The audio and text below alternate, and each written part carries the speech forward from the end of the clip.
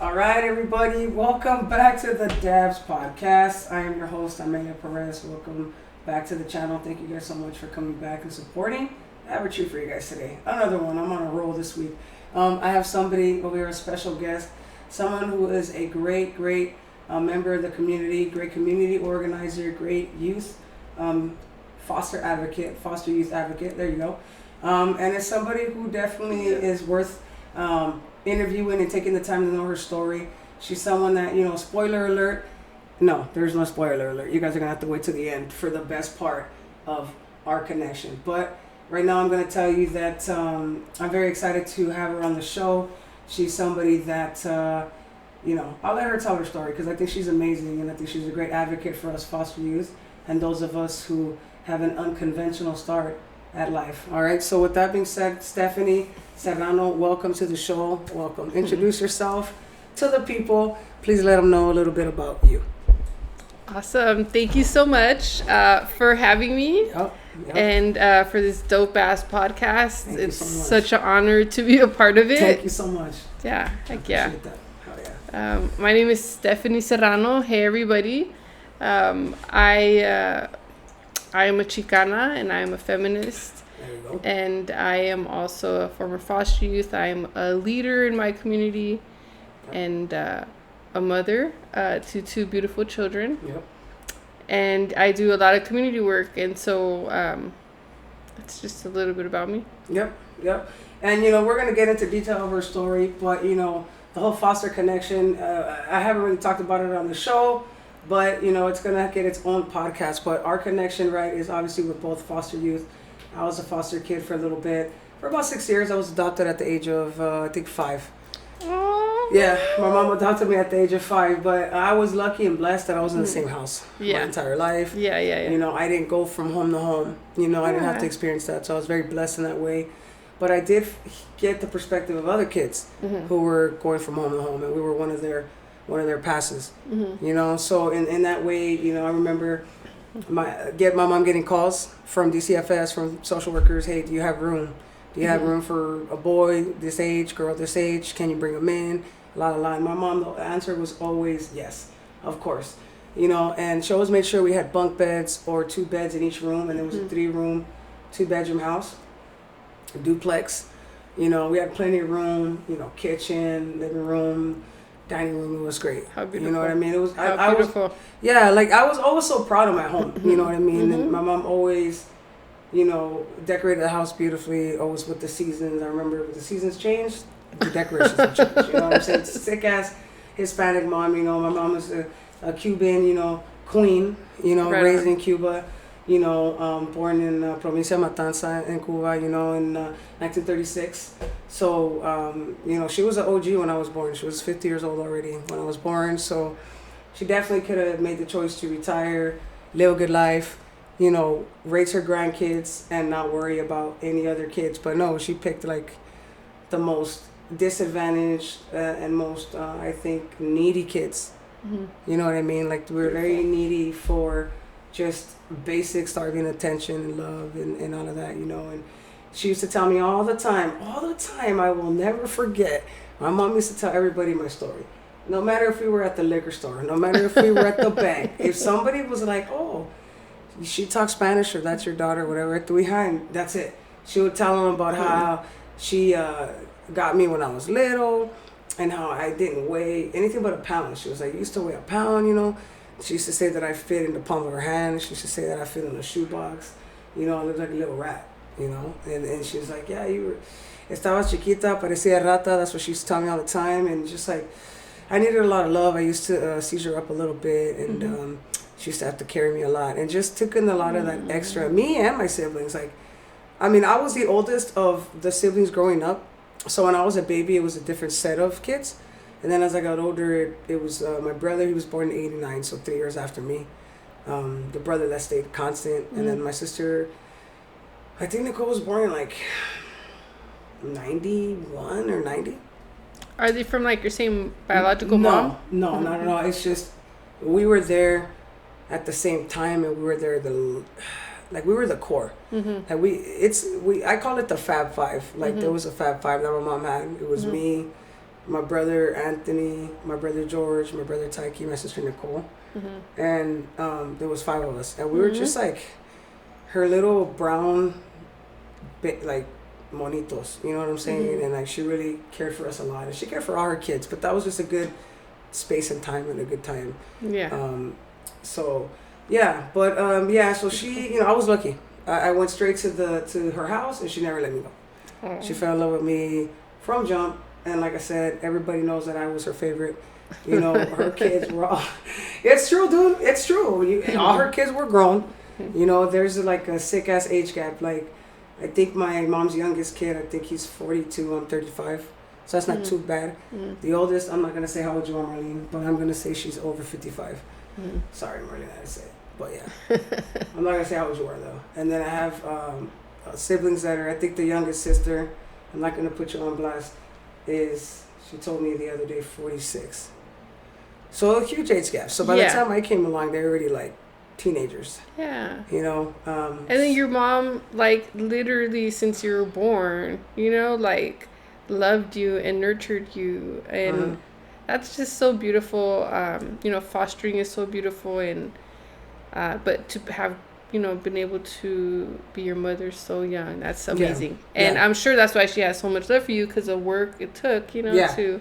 Oh yeah, like a little baby animal, shit, baby kid, you know, he's just nursing back to health or whatever, and I was all jacked up, and that's amazing. So we bonded pretty good, and I wasn't the only one that she did that to. Obviously, it was 5 of us, you know, who has enough room and love for 5 people, and 5 crazy kids that are driving her up the wall. You know, I had ADHD. I'm pretty sure we all had all kinds of, because it was either drug or alcohol dependency on any of the 5. Yeah. So behavioral issues, especially in those first 5 years, just acting crazy. And then I remember as I got older, I kind of settled down, but I was hyper as shit. Like, as calm as I am now, an adult, people who know me as a child, shout out Lupe, shout out Blueberry, like they'll tell you that, oh yeah, Mela was fucking crazy. Like, I have to get Lupe on this podcast just so she can say the stories, because she was my TA when I was in elementary, and I don't remember what grade, but even now she tells me stories like, dude, you don't remember that? You don't remember that? So, I did that? She's like, yeah, dude, you don't fucking remember that? I go, nah, dude, I didn't do that shit. She's like, yeah, dude, you were fucking ruthless when you were a kid. I was like, I just, you know, now that I'm older, I'm like, dude, I think I just deal with anger in like a crazy way, and I got picked on a lot, so it took a while for me to like start expressing it. But I do remember, like, they put me in therapy. I had to freaking play Uno with the therapist. I think like every Thursday they called me, and I had to go to her office and play Uno. Like, and she would ask me, why are you angry, and this and that. And I'm like, because the guy's making fun of me because I'm black. Shout out to school therapists, you know, okay, and all therapists out there. Shout out to you, like, because, you know, it's real. She tried.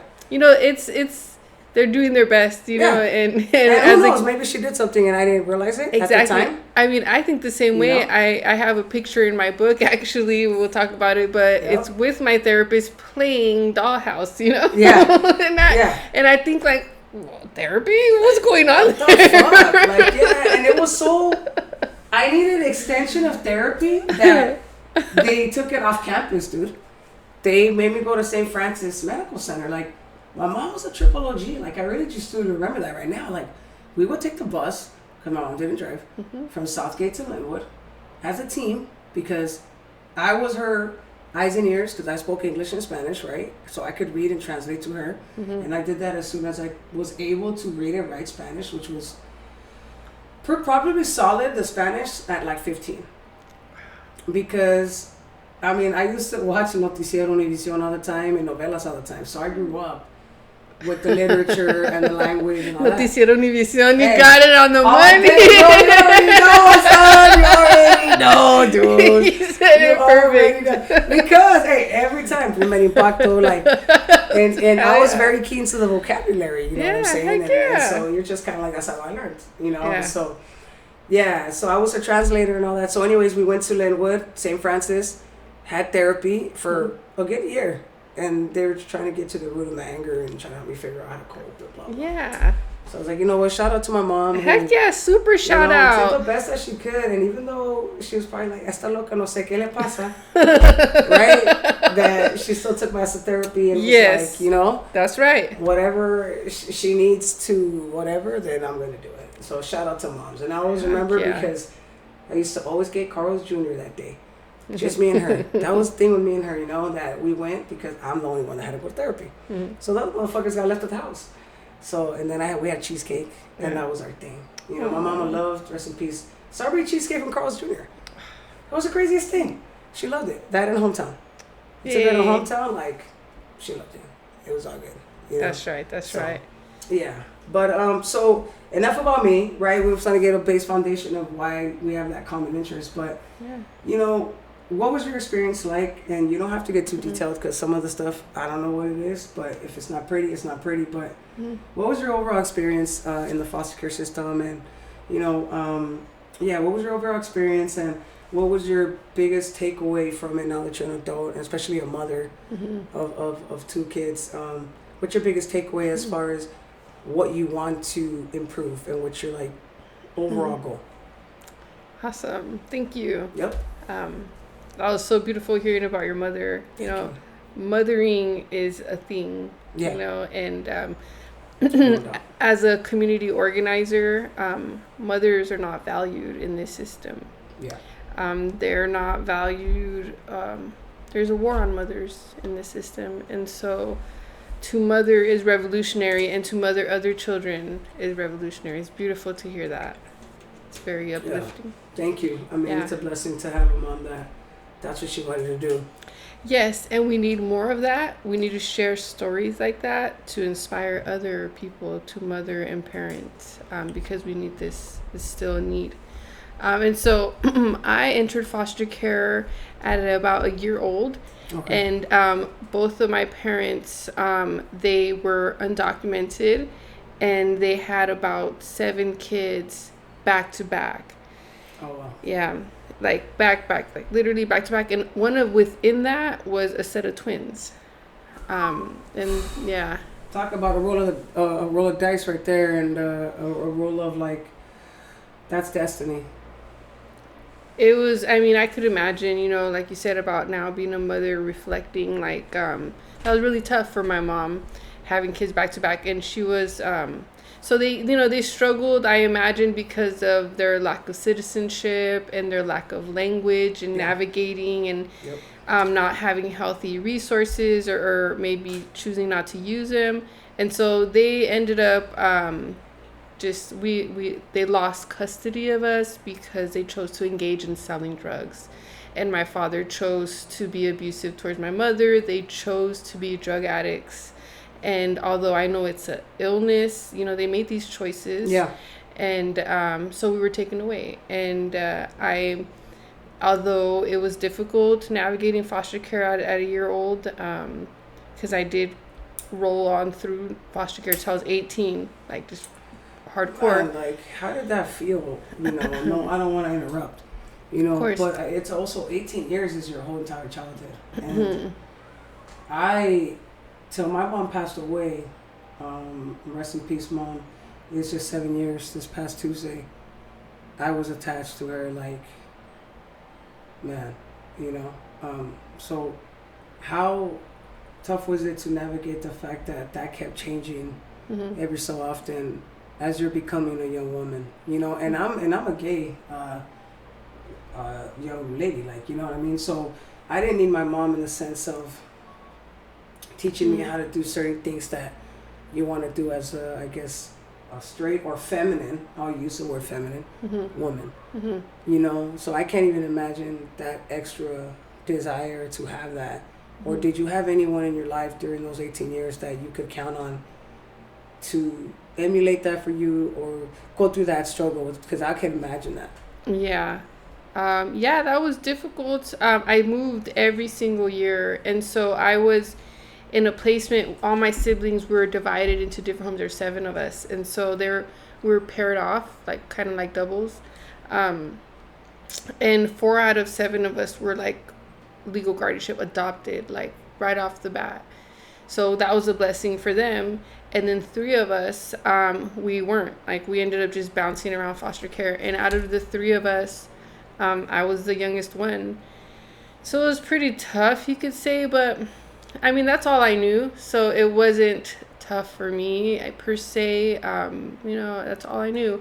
And so I think growing up, I put a lot of maybe pressure without knowing on my sister to be like a mother figure to me. And which was, really harmful for me because she didn't have the capacity to meet those needs. Okay. And so I put a lot of pressure on her, and I just have dealt with a lot of healing in that area. But when I turned about 7 years old, around there, the court, they have a program called CASA. It's CASA, and it's here at the LA County Children's Court, the Edmund Edelman Children's Court. I know exactly what it said. That's where I got adopted. Yeah, well, there you go. Mm-hmm. And I actually was there at that court when it first opened.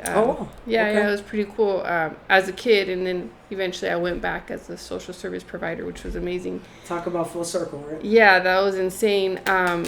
But, yeah, I forgot what I was saying about the children's court and all that. But CASA. And so they have the CASA program there. And it's pretty much people that volunteer to be a mentor to foster kids, Oh, okay. Yeah, it's, and have you heard of CASA? I have not, and I'm glad you brought that up because I definitely want to get more involved in the foster youth. So, I'm already writing that down. You guys see me taking notes. CASA, and it runs out of the Edmund Edelman Children's Court. And so that program is just pretty much for people that want to mentor and be a positive person in a foster youth's life. And so I got assigned, me and my 2 siblings that were kind of still rolling around foster care, that we got assigned a CASA worker. That's what they're called. And her name is Helen AJ, and she's like a guardian angel. I always think of like Cinderella and how she had her little angel that would just pop up at the worst times, Yep. And she wasn't always there, but like at the worst time, she'd just magically pop up, and I'm just like, that was my CASA worker, like that. Beautiful. And so that she was pretty consistent in my life from 7 until like full on grown up with my kids. Okay. And I did move to Thank God for her. Yes. Shout out to Helen. Shout out to the CASA program and mentors, everybody that supports, other children. Yeah. That's really powerful. Yeah. I think that's a beautiful thing because whenever a mom can't mother her children, that does damage. Yeah. I don't care what anybody says. I just think that there's such a natural thing that a mom should love her children. So when she doesn't, or she can't care for them, because I don't know if my mom loved me. Obviously, she loved me enough, like I just said earlier, to put me in a good home. Mm-hmm. And say there were circumstances to where she couldn't raise me. Yes, of course. But when I was at that age, I just thought she didn't love me. Yeah. And that was just... that was a fact. And I remember that I told myself that's just the truth, so that I don't get hurt, right? And so that I don't build up any expectations, because why else would it have happened this way? Yeah. You get what I'm saying? I lived in the same house for 18 years. Yeah, but still, that doesn't minimize you wanting to know and, like navigating that and so, like I shared, healing to me is very important because it has been tough, like navigating all that stuff. Yeah. But like, as many people that are survivors in these type of environments, you just kind of keep pushing forward. Yeah, you just keep pushing. And so, but unfortunately, if you don't face these things head on in a healing journey, they come out in other ways of your life, whether it's depression or, mental health issues or relationship issues. So throughout my life, especially as an adult, I've had a big commitment to mental health, a big commitment to my healing journey, because I wanted to break those patterns, just as a person. Yeah. But then, for my children. Yeah. I've made a big commitment to my healing journey and putting that as a priority. Yeah. Because I'm recovering from trauma of my whole life, and loss. And that's a big deal right there. Yeah. And so a lot of the ways that I move in life are really honoring my healing journey. That's beautiful. That's beautiful, and the fact that you're so self-aware about the journey that you have to go through, and you don't shy away from it, because I think that it just shows the strength of an individual who's gone through a system that's pretty imperfect and doesn't always guarantee good experiences. I'm sure you did have good experiences in your 18 years. Yeah. But Something still, I think it's really important to know is that, we live in a first world, even though it doesn't always feel that way. Even though the poverty rates are ridiculous and health issues are very real. I'm very attuned to social issues, so it can feel like a third world, but we're not. And we're the only place in the world that has foster care. Other places have orphanages, or there's just not these systems in place, and children have to live in abuse. That's true. And so I feel like now that I, really look at it from a more larger perspective, it's just really a blessing to be able to have those safety nets, and that I get to be one of the people that benefited from that. And now it's an honor to give back to the community in those areas. That's beautiful. Yeah. And it's crazy because I want to do the same thing. I'm not there yet, but eventually I want to open up a nonprofit. Yay, you can do it. Just fun, like random things. Like, what I want to do is fun Christmas. Yes. For foster kids, because my best memories as a kid, one of my best memories as a kid is my mom taking us to the foster kid camp, or I'm not sure what it was. It's the agency Christmas party. Yeah, probably. That shit was lit. Santa was lit, dude. I'm gonna have to second that. Got all the candy, all the toys. Shout out to all the agencies out there doing foster Christmas events. Beautiful. And all the events, yeah. It made you feel special, like you were a foster kid. Yes. That's what it was. Yeah, I had Christmas at home, don't get me wrong.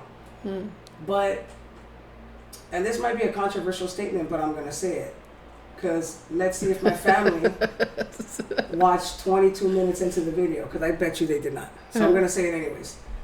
Being a foster kid, you get reminded of that you're a foster kid, right? Yes, my mom loved the shit out of me. My mom loved the shit out of me. Most of my siblings did, most of the time. But I will say that I did experience feeling outcast. I can't say unloved. I can't say that, right? But I definitely would feel like different and like small. You know what I mean? At Christmas and at family gatherings, and I would act out, and sometimes I don't know why I would act out. I remember one Christmas I was acting real childish, and I think I was already like 12, 13, but I was throwing a sick tantrum. I was like, go over there. My sister was like, go over there, and get away from everybody. And that sister, she's not gonna read this much into the video. Shout out to that sister. Shout out to that sister. I'm not her favorite person. She didn't really like me growing up. It's not a secret. Come on, dude. It's not a secret. She doesn't really like me now. I mean, I think now she can stand me. But yeah, for whatever reason, right? And we could go. That's another podcast. But I think that when I took their mom's attention, right? And I took their mom's love. Yeah. Right? And maybe they didn't want to split it 5 other ways. Yeah. But dude, you were already like in your 20s when I was born. Yeah. And I was all fucked up. How are you gonna be mad at me? You know what I mean? I didn't have a mom, But at the end of the day, I understand it to a certain degree.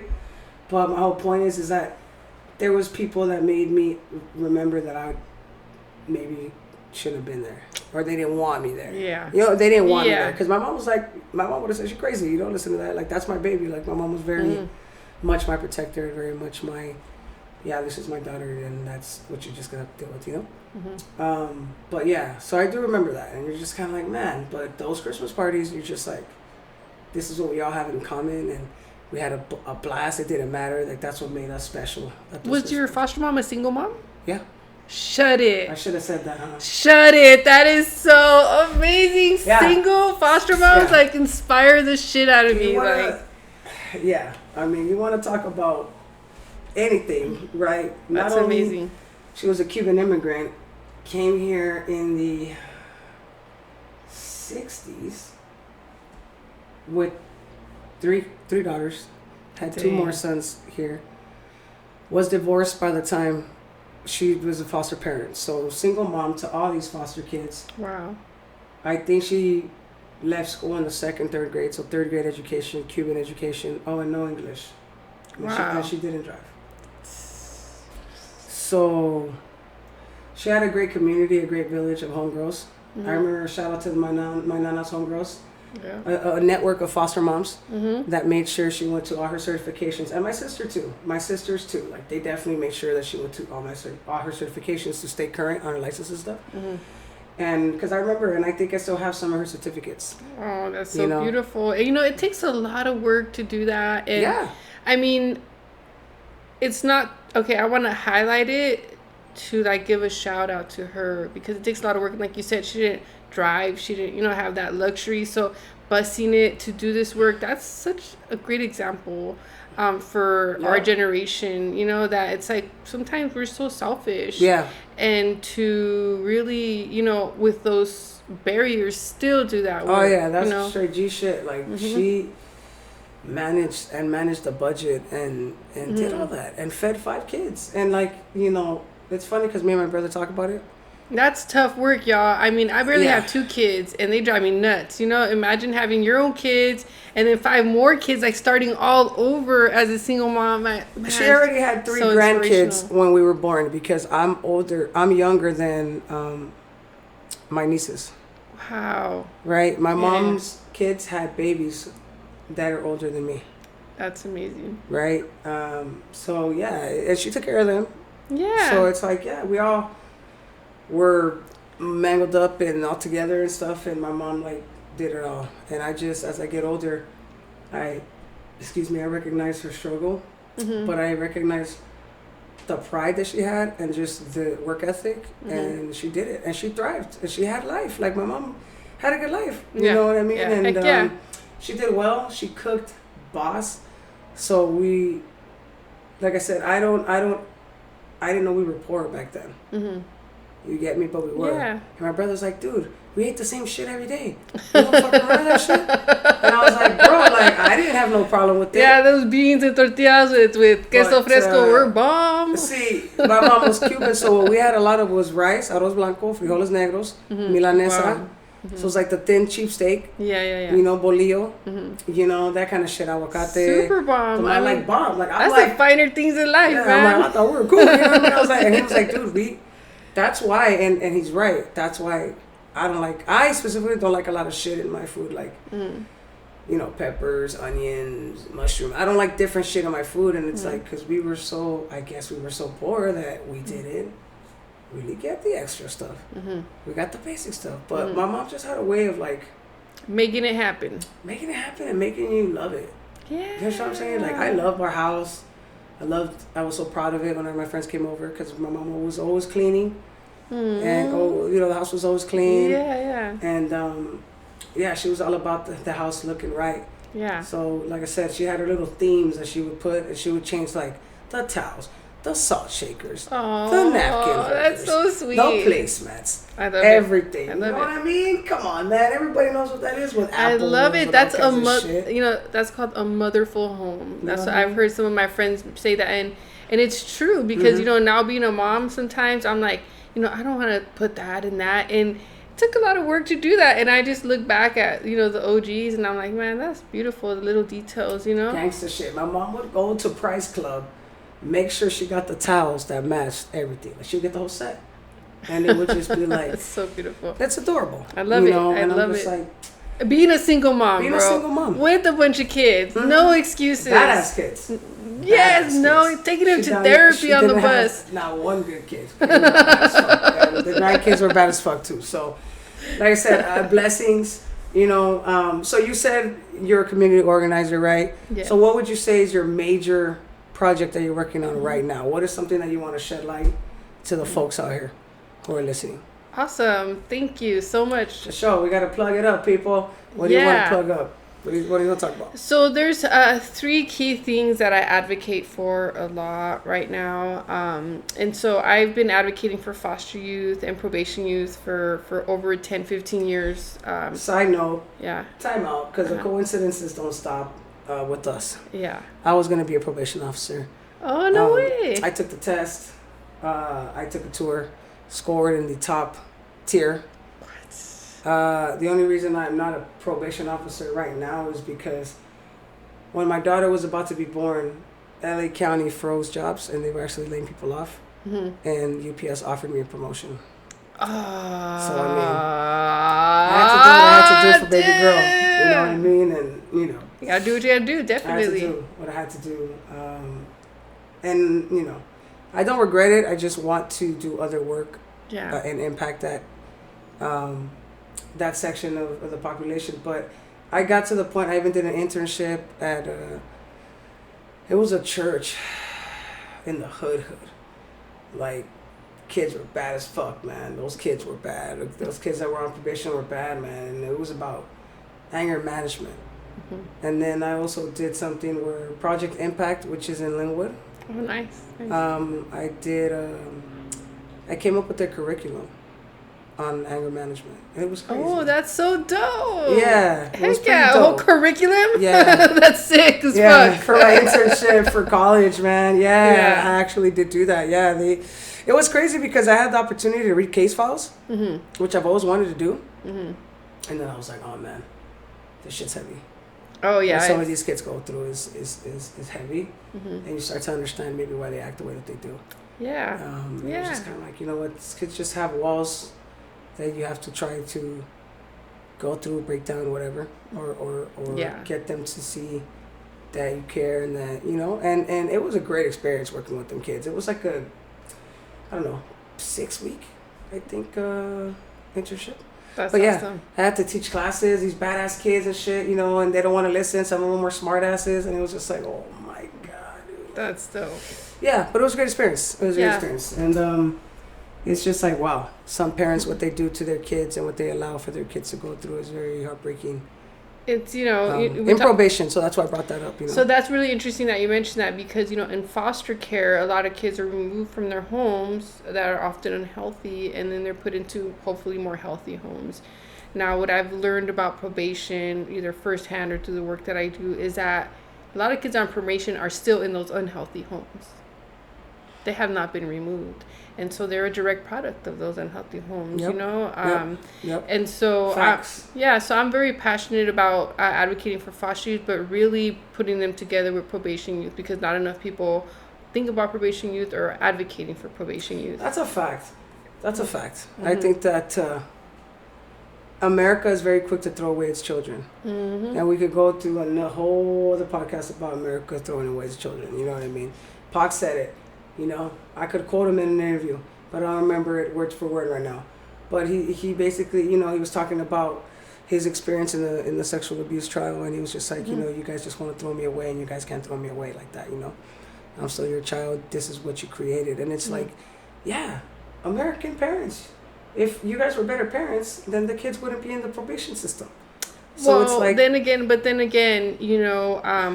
capitalism profits off of poverty. Oh, no doubt. And so they're really, no doubt. That's there's true. There's a war on families. There's a war on the working class.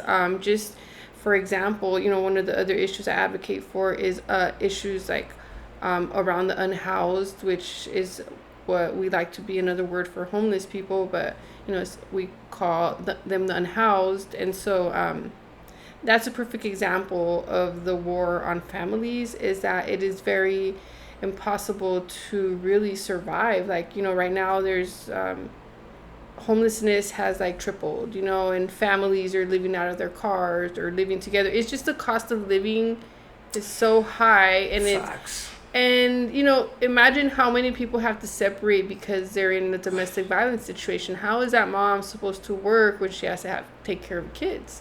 How could she pay rent? And so there's really a war on families, and that's why I do a lot of the community work that I do to try to address that, because it's easy to blame a mom or a child, but it's really the village. And so now I get to do a lot of, more political work, really shaping the village. And you know what? Yeah, that's what I was getting at. Not necessarily the mom, but the fact that there's no resources for her. That's what I was getting at. Yeah. I don't think it's the mom's fault. Yeah. I think it's the government. Like, Yeah. to a certain degree, it's not just the government. It's the voting. It's the lobbying. Or the lack thereof. It's the lack of it being a priority. Yeah. That's what trips me out. That us as a country who wants to talk about one nation under God, and we want to talk about all this stuff. Why is there homelessness then? Why do we just throw money away? Because we do. We throw money away, or we give it to other nations, and we don't invest it in our own backyard. How much did they put? 5.3 trillion into, we're sending, I think, the Ukraine. I think he said like billion, like 5.3 billion. Not that that even matters. Well, billion, billion, million, whatever. Billion, trillion, a gazillion, all of it. It's all fake shit. At the end of the day, right? Yeah. Money's all fake. And they're making this shit up. We're not even investing in our backyard, though. Yeah, no, it's the real shit. And that's the shit to me. Like, it should be free. And other countries are the model. Yeah. Right? No, well, we're supposed to be the example, but we're doing a shitty job at the community level. And so raising awareness on foster care and probation issues is, I think, something I don't do this just for like everyday folks. So how do I do that? And I think it's important to share how I do that, because if you're passionate about, raising awareness on autism or ADHD, or, men speaking about, their traumas or healing, like, to create these spaces and advocate for it, there's a channel. Yeah. And so I've used these channels that I'm going to share to advocate for foster and probation youth. So I'll go to like city hall meetings, city council meetings, but for many cities, El Monte, Pomona, West Covina, San Gabriel, the areas I share, I organize mostly from LA to Pomona. Okay. And I do that intentionally because, I graduated from Garfield High School in East LA, and so there's a large organizing scene in that area of LA, and there's a lot of great resources in LA, West LA, Pasadena, LA area. But there's not a lot of resources that trickle out east here, and so I intentionally organize in this area. And so I I go to city council meetings, I go to different businesses, I go to the community members, I go to judges, and engage the community in raising awareness on foster youth. But then, I go to the senators and supervisors, LA County supervisors, the senators, the Congress people. Yeah, you just go up to them like that? I call them, I Google their shit. Where you at? What's your number? And I'll call them and I'll say, hey, some of the foster youth that I work with, they don't have housing and they're homeless. And so where should I send them? Well, you should call this number. And I'm like, well, can you call it with me? Because you're going to see that they don't have nothing. And this is a lie. Really? Yeah, I do all kinds of advocacy in different ways. That's awesome. Yeah. That's awesome. And so, so I do advocacy, but that's what I do on the side. I founded a nonprofit called Seeds of Peace. Okay. Plug alert. Say it again. It's called Seeds of Peace. You can look us up on Instagram. Seeds with the S? With the Z at the end. So it's SEEDZ of Peace at Instagram. And that's one of the... Did you guys get that? I know you got it. Yeah, like planting seeds of Let's peace. go, people. I know you got it. Yeah. And so that's just like planting seeds of peace. And so that is the work that I do outside of my job. Okay. And I think being part of the movement, being an organizer, we're going to have to do a lot of work outside of our 9 to 5 in order to improve our communities, in order to create a village. And I think capitalism and all these private interests are really shredding our community, because not enough people are involved in their village. Not enough people are involved in these systems. 1,000%. Yes, and so it's totally possible. And I mean, look at us. We had a hard start of life, but we're still making these things happen. So there's no excuse. And so outside of work, and just share my 9 to 5, what I chose to do in my career is I am a life coach for young people aging out of foster care and probation. And so I mentor and coach 11 youth a month, but it's been, over hundreds and hundreds of youth over the years. Right. But I work with them one-on-one as they're transitioning out of foster care and probation between 16 and 21.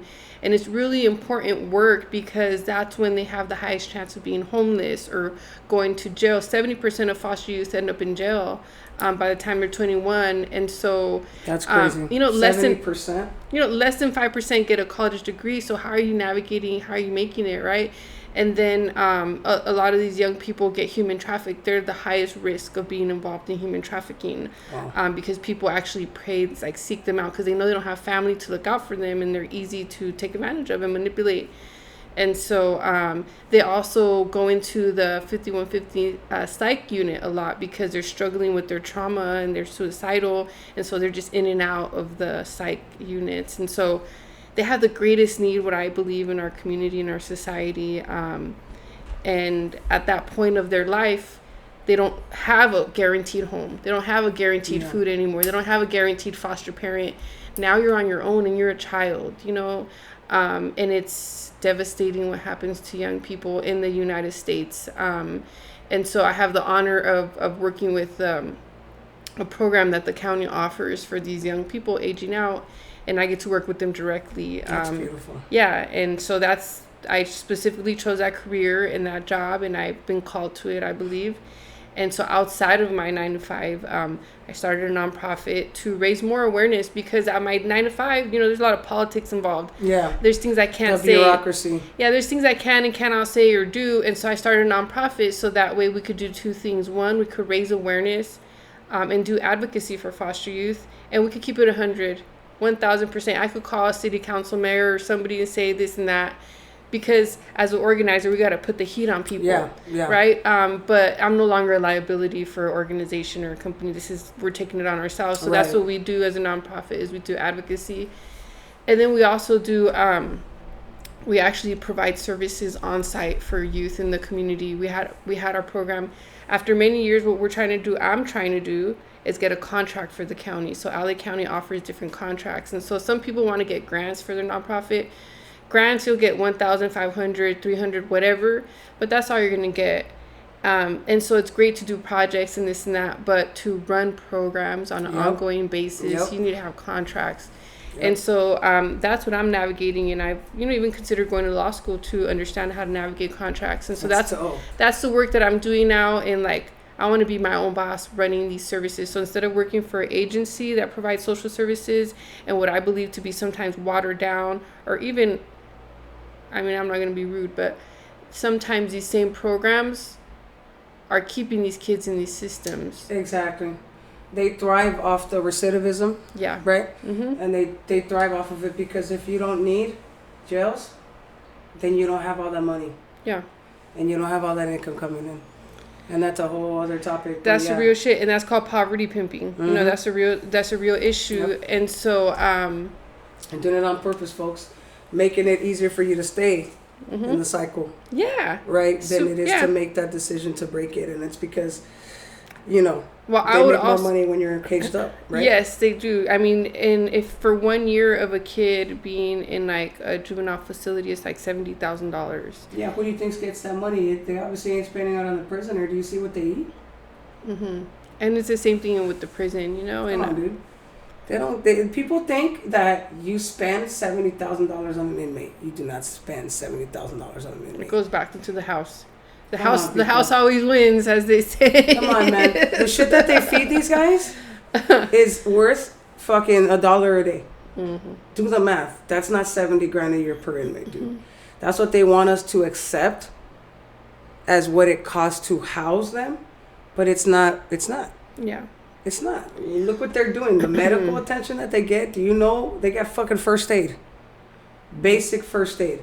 They got a nurse practitioner, and nothing against a nurse practitioner, but that's all they have. Yeah. People they don't got a doctor. You think they got a doctor in jail? You think they got fucking grade A medical or in juvenile detention centers? Mm-hmm. They don't.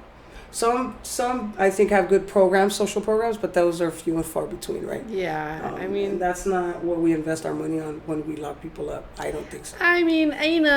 Since I kind of work in these systems, I am a community organizer, and so I understand from the community perspective how we envision these systems because we're impacted by these systems. And so it's kind of like it has a bad taste in our mouth, you could say, but I also work within those systems now as a grown-up, and I see that it's people like me and you doing our best within those systems. And it's really sometimes the leadership. And the leadership, it all, any type of successful team effort, it really has a big impact of leadership, right? Exactly. And so I feel like one of the critical issues and why I want to start my own nonprofit is that a lot of the leadership running these programs are not connected to their community or have not experienced the same challenges of the communities you're serving.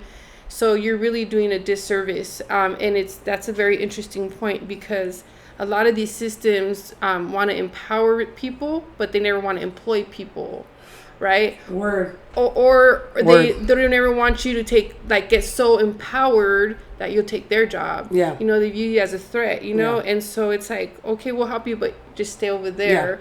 Instead of saying, I want to build you up so much. I want to build you up so much that you're going to run this shit one day because you've been through this, but that's not happening. No. There's, and so I said, no, I'm not going to wait for you to give me power or throw me pennies of whatever. I'm going to take the power. I'm going to take that shit myself. This is what I'm talking about, people. This is a boss lady right here. Do you understand the philosophy and the mindset? That's something that we need to replicate. That's something that we need to teach, because that's powerful. Once you realize that, you can make the change in your own, And I think one of the coolest things about us meeting, and this is not going to be our last podcast. Like we're going to shut it down pretty soon, right? Because we're going over 45, which is my longest podcast ever. We're not going to cover everything in one show. She's going to have to come back. So don't worry. You're going to have to come back. Because what she's doing is phenomenal. But I think it's great because for those of you guys that stayed on my podcast before, right? I've seen my other videos. I talked about my experience when I was coming back from New Orleans. I'm not going to repeat it, but I'm going to tell you that my Uber driver was a median. And she told me that my mom was trying to reach me and wanted me to know that she was kind of disappointed in me that I wasn't following the path, And I really didn't know what that meant, because it could mean a lot of things. Because there's a lot of things that maybe I feel like I've changed the path or decided to change. But at the end of the day, I think it just went down to getting complacent and kind of just accepting of my 9 to 5, and not really challenging myself to the higher dream or the higher purpose of my life. Because now, the reason I'm saying that right here, right now, is because you have a nonprofit. I wanted to start a nonprofit. And through this podcast, which took me some ass kicking to start, I'm able to now have the connection with someone that can teach the way and can also help connect and help me understand how to do that. It's just going to help me get to my path, which I think, my business name is says it in the name. It's to build something that honors her legacy and honors something that makes her proud. Because I know that that's what she would have done if she would have been able to. That's right. And she did it in her own way. She offered what she knew, which was her home, her love, her discipline, her structure, her cadence, and she planted the seeds. Exactly. That's a big deal. Yeah, that's exactly what my man Pac did. He planted the seeds. Shout out to the homie Louie. I know you're out there, Louie. But yeah. That's why my nonprofit is called Seeds of Peace. It's beautiful. It's all coming together. And as we wrap this up, we got to talk about two things. Number one, we're shameless in the plug. You feel me? Shameless in the plug. So talk about your book, please. Yay, thank you so much. Well, I have a lot of bucket listings, goals, my life ain't just a 9 to 5. From foster care to changing the world. Yes, and one of my bucket lists is writing books. And so I just finished publishing my first book, and it's about from foster care to changing the world. I didn't share with you all that I now am an elected official. I'm an official politician after, being on the ground. Board member, official. From the ground up. And so a lot of people have asked me to write books in the past, but I just didn't feel like it was the right time, and I felt like I was really called to write this book. And a lot of people ask me to write autobiography, which is more like for older people, but I said no, I want to write a book for the kids. so that they could read a book where it's like talking about foster care and the things they go through, and they could be like, oh my God, I'm not the only one. And so then they could also see someone that became a leader, and it's like, you know what, it's possible. And so I just published this book. It's launching in May for Foster Care Awareness Month, and so I'm encouraging people to either buy one for a young person in your life. If you haven't been in foster care, it'll help you understand foster care, and it'll help your child or you become a better friend, maybe hopefully a foster parent or a mentor to foster youth. And if you are in foster care, it's really going to create representation for foster youth in literature and representation for foster youth in leadership. Look at the illustration. Look at the picture. It is so cute. Yes, and my daughter illustrated all the pictures in my book. Really? It was a family project. She is very talented. Yes. Guys, I'm telling you, I'm going to ask. I need a copy of this, and I'm going to read it for my godson, Max, right? So he knows all about his daddy, right? Who's my brother. Yes. And me, and in our beginnings. And please, great. Even if you don't have kids, I'm trying to encourage people to buy some so we could distribute to foster youth either in general, or like if you live in wherever, I could get it to foster youth in your community. Dope. Simply by making a donation. Yeah. Or you could, we're gonna be right now. We're doing pre-orders, so anybody that's interested, hit you up, so we could put you on the pre-order list. Hit it up, baby, on the YouTube or on the DMs, PMs. You guys already know the links. It's gonna be so cool, and it's really cool for educators because my sister's a teacher. Tia, you already know, and your friends, or therapists, or anybody that works with young people. She's also a marriage and family therapist. Yeah, anybody mental health. Anybody. This book talks a lot about mental health, so anybody that works in the field of mental health, this is really exciting. Yeah. I love it. I don't want to spoil it, but I definitely love the. It took me back to when I was having these feelings, and I just was. It's not a yay. It talks about really difficult things, and just not understanding and being frustrated and not knowing what's going on. And I remember when my little brother got taken away. What a crazy night that was for the family, and how much that rocked us. And I think that I remember everybody crying and. There's a picture in there like that. I know. That's why I brought it up. I'm telling you guys, like it really gives you a real look into what it is to be a foster kid and what their mindset is and their emotional state and how you can be of a support and a pillar of support for these kids, right? Because it's not easy. That's number one right here. That's number one. Like, how could we be a pillar of support for children in our village? Because not everybody has a healthy parent. Not everybody, and we, in order to make the world a better place, you got to be involved. I don't get when people say that it's not my problem to help a kid that's struggling, or it's not my problem that this kid is not doing well, or that there's no programs to help other kids. Like, I'm good.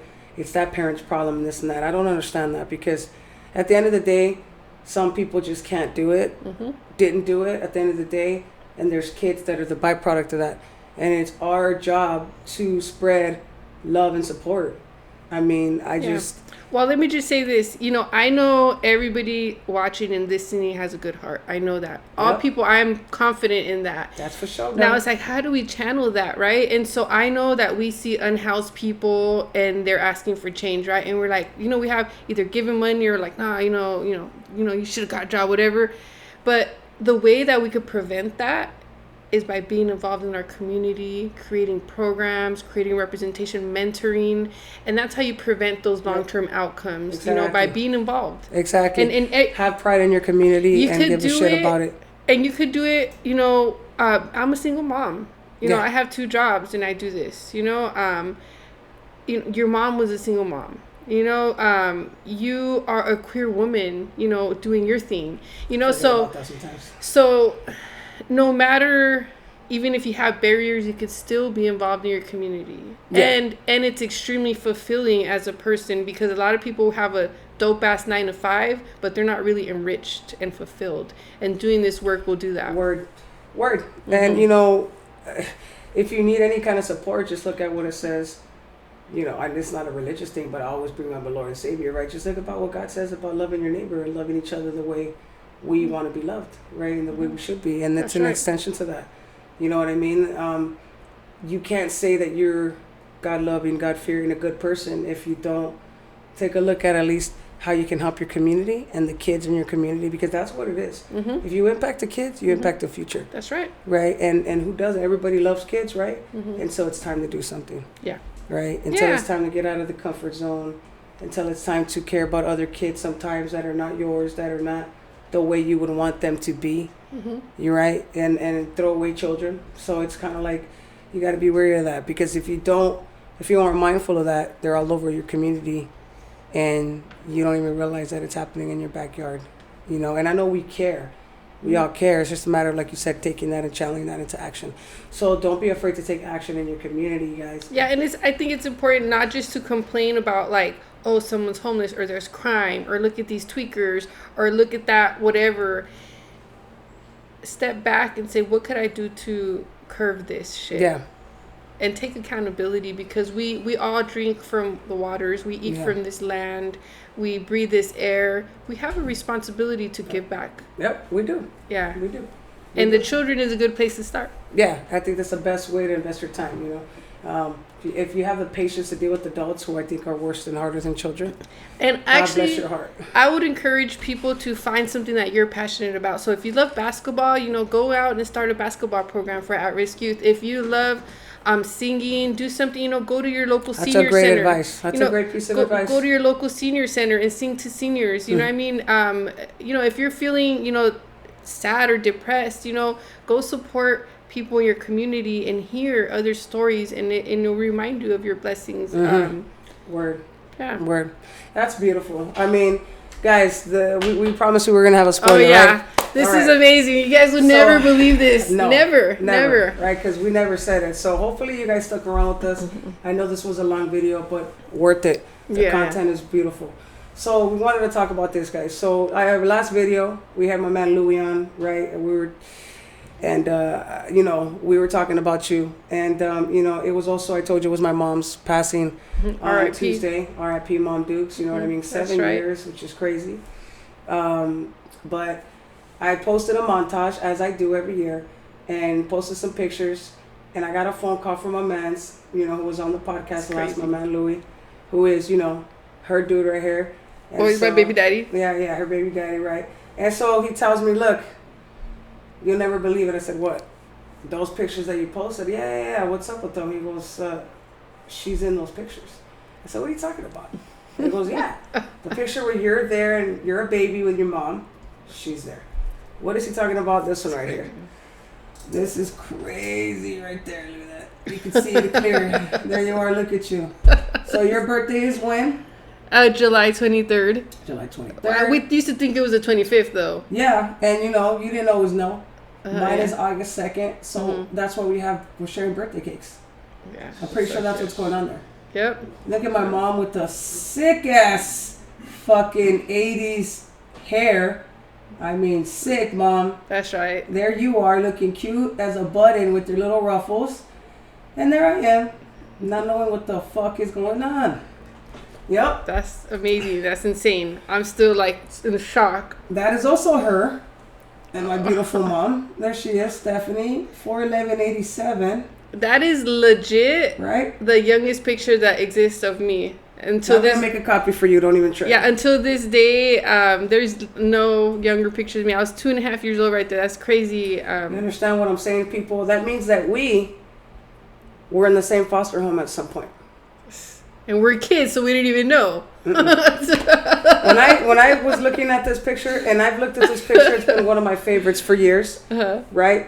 I see me and my mom and some girl, Stephanie. I knew her name was Stephanie because I call my sisters, right? And when we would be looking at family pictures, they would say that's Stephanie, right? The name's there for a reason. I didn't know who Stephanie was. I told my sister, I sent her this picture. I said, to all my three of my sisters, I said, you know who that is? Yeah, that's Stephanie. What the fudge cake? What? I'm like still in shock, like, right? Look at, so literally Monday, crazy. I think, like Monday we're talking about doing a podcast. Yep. We're like, oh, let's do it Tuesday. We're like, no, because you know your mom, you wanted to celebrate and honor her day, and then legit that day, it's like we find these pictures like within a week, and then we had already. I think we already came up with the day that we're gonna meet. Yeah, we already said Thursday. Yeah, so like within this 1 week, like this emerges, right? And it's been in your cycle for whatever, but like the universe, I think your mom wanted us to connect. You know? I agree, because she's always orchestrating things in life. And for God. me, That's right. And all for the right reasons. And of course, to say, you know what? The work, number one, that's the direction. Like, it's encouraging. Like, that's the direction that you should be working in and dedicating your passion to, right? And number two, the connection, I mean, it's like sisterly shit. Like, my sister already wants her to come over, her sister Rosa, her family, her siblings, like, and all they're going to do is ask questions and yap for hours and hours and hours about mom and just about her experience, where she's been, how she's been. I already know how my sisters are, so prepare. And you know what's so dope about that is that I've came across some families, particularly like our Latinx mothers. Shout out to them, you know, because they'll be like, yeah, I remember you. You're like 4 years old. I lived with them for 1 year. And like, oh, I look at these pictures and blah, blah, blah. And I'm just like, damn, they had so much love for me. And so I really... She's having a sick birthday party. Yeah. Look at this. I'm telling you, like, shout out to foster parents and mentors, you know, because my mom made sure she went to school. Cute as shit. I remember she used to dress me up so cute. But you ain't going to school. You're going to learn on my watch. And that I'm looking super cute and super happy, because some houses I look like you know, cheesing and shit. My mom had you fucking looking dope. You know, I wanted to zoom in and see, because if you're my mom's kid, you know, most of the time you had a pulsera and you had una cadena. You know, you had to have it. Mama, like, you were getting indoctrinated into the family.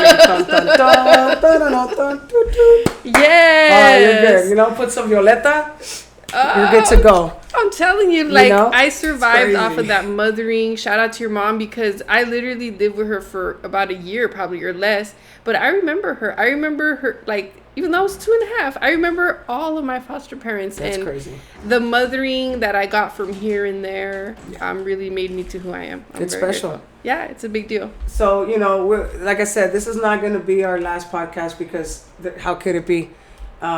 We got much more work we're going to do together, right? We got a possible collaboration in the works. We're not going to spoil it, but possible collaborations in the works. Yeah, it's going to be dope. It's going to be dope. But I just want to say thank you. Thank you so much for coming on. Of course. You know, this is some great stuff. Guys, I encourage you. We encourage you, right? Go and reach out to not only your foster youth in your community, but your community in general, right? Whatever you're passionate about, find a way to take that passion and put it back into your community, because everyone knows that when you do that, the communities thrive. And as cheesy as that sounds, that's how you strengthen the bonds, and that's how you... it's love. Love can change the world, and by you taking time out of your day to volunteer, that's an extension of love. And love is what's going to make all the ugly shit we don't like about our society, love is going to make it better. Exactly. And volunteering, let me tell you, it doesn't take that much time and effort. Me and the homies love to volunteer. Yeah. And it's literally an hour or two. Like, it's a Netflix video. It's a Netflix movie. Like, if you can watch and binge for 10 episodes, you can take 2 hours to say, hey, you know what, I'm going to go, I don't know, pick up trash. Well, I just did a chalk art festival about 2 weeks ago. Oh, yeah? I organized it, had kids out there doing chalk art. It was beautiful. The kids love that shit. Yeah. Right? And all you had to do was chalk and a flyer, right? A flyer and chalk, and let's go. Kids, I have chalk, come through, let's draw. Yeah, put a little speaker out, have a great time. Have music. Yeah, they love karaoke. Who knew kids love karaoke? And then find other people, you know, so it's not all on you. Yeah. And work together. And a lot of people like to do that. You know, so spread your word, spread the love. Thank you guys so much for this, for coming through, for listening. If you're a real one and you listen through the entire video, shout out to you. Shout out to you, and just put it out in the comments, man. That's thank you guys for coming through. Thank you so much. You know what I'm saying? We're going to shut it down. Hey, again, appreciate, love. Thank you guys. Peace.